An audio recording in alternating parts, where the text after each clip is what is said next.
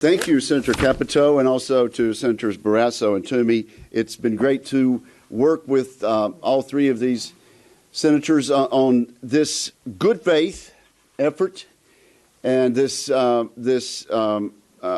serious effort to get negotiations started with President Biden and our Democratic colleagues in the House and Senate. I was fortunate enough to be in the Monday meeting in the White House with the President and Vice President.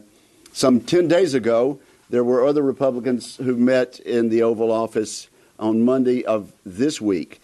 Today, after talking to many of our colleagues, and particularly the three people behind me, I'm pleased to come forth 10 days after meeting with the President with an offer that really should address what most Americans think of as infrastructure. So, as Senator Capito said, what is infrastructure? It's highways, bridges, it's water and wastewater, it's ports and rail, airports, and certainly we're all agreed that broadband is part of it. So we take the part of the President's plan that most Americans agree is real hard infrastructure. We give it our touch, and we think we have a very good number here. Let me just also point out a couple of things. Congress is accustomed to working on infrastructure in a bipartisan way.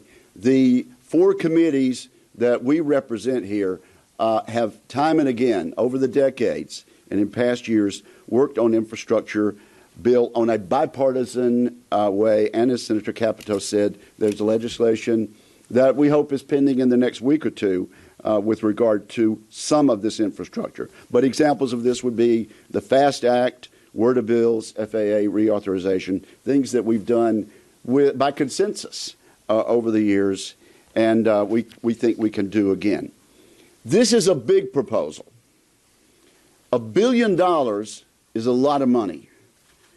$568 billion is a lot of money. Now, when we were doing COVID and the economy was skidding toward a depression, we talked in terms of trillions. But let's not forget that $1 billion is an enormous amount of money, and $568 billion is a very, very generous offer in dealing with infrastructure. It will get us a long way to where we want to go in a 5-year plan.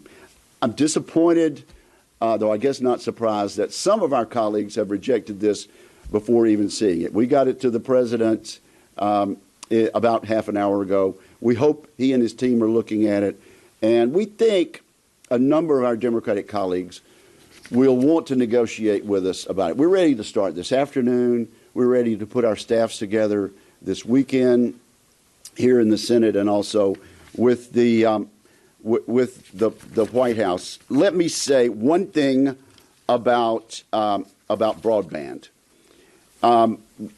The $65 billion was arrived at in a considered manner. $81 billion was received from the C-band auction. $16 billion went for the cost that we expected, and that gives us $65 billion.